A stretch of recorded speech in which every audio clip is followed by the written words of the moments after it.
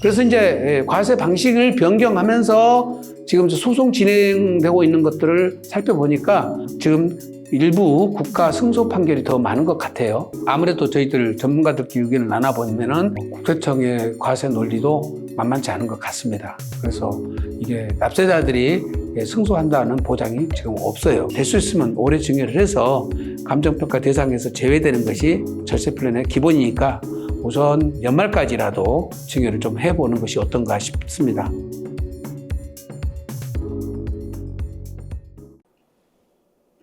다솔 세무TV를 정해주신 시청자 여러분께 감사드립니다. 세무인 다솔 대표를 맡고 있는 안순남 세무사입니다. 상속 증여와 관련해서 저희들이 평가 문제에 대해서 초창기 때 저희들이 유튜브 동영상을 찍어놨는데 그 사이에 여러 가지 변화가 있어서 조금 다르게 정리해 둘 필요가 있어서 오늘 좀 그 부분을 정리를 해드리려고 오늘 촬영에 들어갔습니다. 아시다시피 상속이나 증여에서 제일 중요한 것들은 결국 상속재산, 증여재산을 어떻게 평가할 것이냐 이 부분이거든요. 아시다시피 2019년 2월 12일 법이 개정되기 전까지만 해도 시가가 있는 경우는 시가를 사용하고 시가가 없는 경우는 보충적 평가 방법에 의한 평가액을 시가로 간주해서 사용해 왔습니다. 그래서 제일 중요한 거는 우선 평가기간이라는 게 우선 알으셔야 되고요. 평가기간. 이게 기준일이거든요. 기준일은 상속일 경우에는 상속 개시일을 말하고 증여일은 증여일을 말하겠죠. 상속 개시일과 증여일입니다. 상속 개시일, 증여일이 기준일인데 평가기간은 기준일 전 6월, 그 다음에 후 6월입니다. 증여는 신고기한이 3월이니까 3월까지로 단축되어 있습니다. 이게 지금 우리 지금 말씀드린 평가기간인데 이 평가기간에 시가로 인정하는 사례, 시가.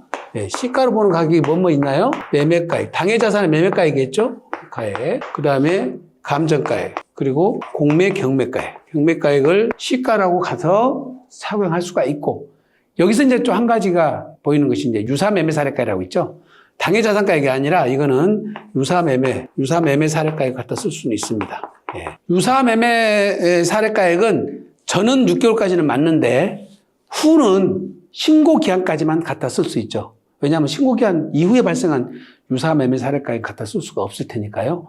그리고 이제 확장된 평가기간이라 해서 상속 개시일 또는 증여일 전 2년 후 결정기한까지 확장을 시켰는데 결정기한 하면은 상속은 9개월 이내, 증여는 6개월이죠. 요게 확장된 평가기간입니다. 확장된 평가기간이었습니다. 자, 문제는 2년 전에 있는 매매사례가액, 감정가액, 수용 경매가액 이것들이야 종전에도 있었으니까 평가심의 기간을 거쳐서 갖다 쓸 수 있도록 되어 있었으니까 상관이 없습니다만은 이제 확장된 결정기한이 2019년 2월 12일 날 법에 들어왔습니다. 저희들이 받아들이기는 이 확장된 결정기한에 지금 보신 것처럼 매매가액, 감정가액, 공매 경매가액이 있으면 갖다가 쓸 수 있겠다 이렇게 받아들였는데 기재부 쪽의 생각은 해석은 당연히 매매가액이라든지 공매 경매가액은 존재하는 것만 갖다 쓸 수 있겠지만은 감정가액은 과세관청에서 감정을 해서 그것을 새로 만들어내서 갖다 쓸 수 있다는 논리가 만들어져서 2019년 2월 달에는 바로 적용을 못하고 실제로는 2020년도부터 사실상 법이 시행되어 왔지 않습니까? 이제 그때 2019년도는 아마 예산이 없어서 적용을 못했던 것 같고요. 20년도에 법에 시행돼서 적용을 했습니다. 법이 시행될 때 전문가들 사이에서도 논란이 많았죠. 이거는 법적 안정성이나 예측 가능성 문제 때문에 감정가액이 존재하는 것만 갖다 써야지 이미 보충적 평가 방법에 의해서 상속이나 증여세 신고를 해놨는데 과세관청에서 과연 이것을 감정을 해가지고 결정을 해버린다면은 납세자가 신고기한까지 세액에 대한 결정을 확정시키지 못한 상태에서 납세 의무가 불확실 상태로 넘어가지 않느냐. 이거는 조세 평등주의 원칙에도 어긋나다는 그런 주장들이 있었습니다. 그래서 그런 부분 때문에 논란이 있어서 1차 소송이 제기됐고 1심 법원에서나 2심 법원에서 일부 납세자가 승소하고 또 일부는 국가가 승소한 사례도 있습니다만은 원칙적으로 대부분이 국가들이 승소를 해왔던 게 추세였어요. 그때 승소한 추세를 보니까 왜 승소를 했냐면 자 보세요. 과세관청에서는 이 평가기간 날 여기에 6개월이면 6개월 지난 다음 날 요걸 가격 기준일로 삼아서 감정평가를 했던 거죠. 이제 어떤 문제가 발생합니까? 기준일로부터 이 감정평가 기준일까지 가격 변동이 없어야 되는데 과연 가격 변동이 없었냐 이 말이죠. 이 가격 변동이 없다는 것을 과세관청에서 입증을 해야 되는데 대부분 가격 변동이 생기다 보니까 6개월 지난 가격 기준을 상대로 해서 감정평가한 것은 갖다 쓸 수 없다는 것이 대부분의 판단이었던 것 같습니다. 그러다 보니까 과세관청에서 감정평가를 요거를 기준일로 삼아서 과세를 하는 게 아니고 이제는 아예 평가기간 중 기준일, 이날 상속 개시, 증여일을 기준일로 지금 소급감정을 한 거죠. 소급감정을 해서 현재 과세가 이루어지고 있습니다. 그래서 이제 과세 방식을 변경하면서 지금 소송 진행되고 있는 것들을 살펴보니까 지금 일부 국가 승소 판결이 더 많은 것 같아요. 왜냐하면 기본적으로 소급감정은 이 법이 시행되기 이전에도 법원에서 인정됐던 겁니다. 왜냐하면 상속이나 증여는 시가라는 것이 존재할 수가 거의 없기 때문에 시가에 가깝게 잡아낼 수 있는 것이 그나마 감정평가액인데 그것이 소급감정을 했다 해서 달리 적용할 여지는 없다 해서 그거를 인정해줘 왔던 추세입니다.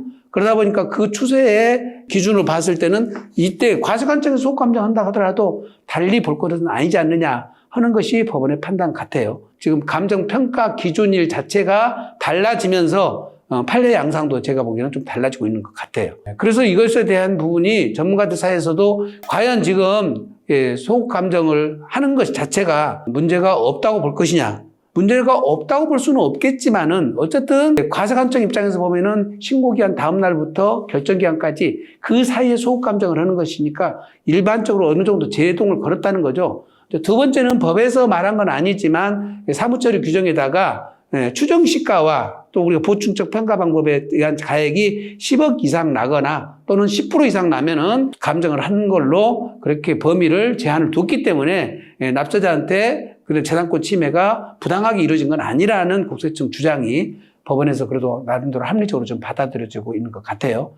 앞으로 향후 이 판례 추세는 어떻다고 봐야 되느냐? 아무래도 저희들 전문가들끼리 의견을 나눠보면은 국세청의 과세 논리도 만만치 않은 것 같습니다. 그래서 이게 납세자들이 승소한다는 보장이 지금 없어요. 그리고 확률적으로 보면은 오히려 과세관청 과세 논리가 법원에서는 더 타당하다고 받아들이지 않느냐 해서 지금 최근에 전문가들 사이에서는 과세관청 논리를 더 옹호하고 있는 그런 입장 같습니다. 자, 이런 관점에서 10월 달에 국정감사에서 국세청장님이 직접 오셔가지고 그때 나오셔서 국정감사에서 답변 내용 중에 핵심이 중요한 내용이 뭐냐면 상속이나 증여했을 때 감정평가 업무를 더 확장하겠다, 더 늘리겠다.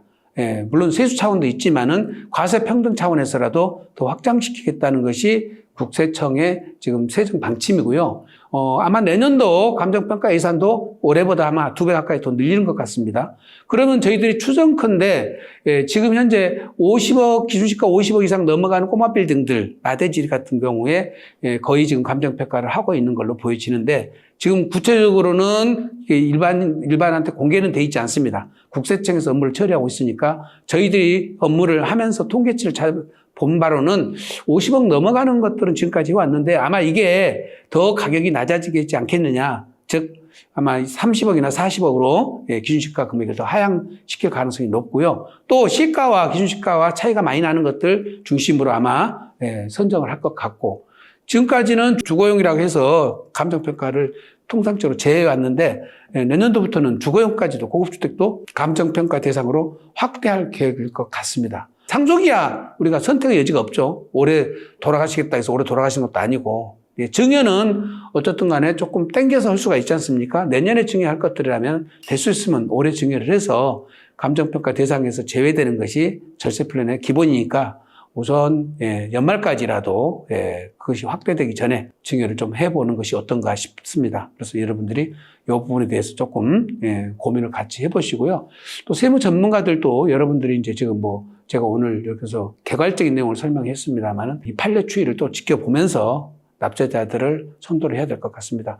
또 한편으로는 감정평가가 무조건 나쁜 것만은 아닙니다. 왜냐하면 어차피 양도할 부동산이라면 상속세를 더 낸다 하더라도 결국은 양도세 자체가 줄어들지 않습니까? 상속이나 증여가액을 높여놓으면 양도소득세 때 어떻든 절세를 벌 수가 있으니까 무조건 불리하다고는 볼 수는 없어요. 그러니까 일정 부분에 대해서는 상속이나 증여가 이루어질 때 양도 시기를 예상을 하고 양도소득세까지 플랜을 같이 짜면서 적정 금액을 감정평가를 해서 상속받거나 증여를 받아둔 것이 상속증여세와 양도세를 합한 금액으로 봤을 때 오히려 절세 플랜을 짜기가 더 쉽습니다. 그걸 감안해서 판단하셔야지 무조건 상속증여 때 감정평가 안 받고 보충적평가 받고 무조건 유리하다. 이것도 아닙니다.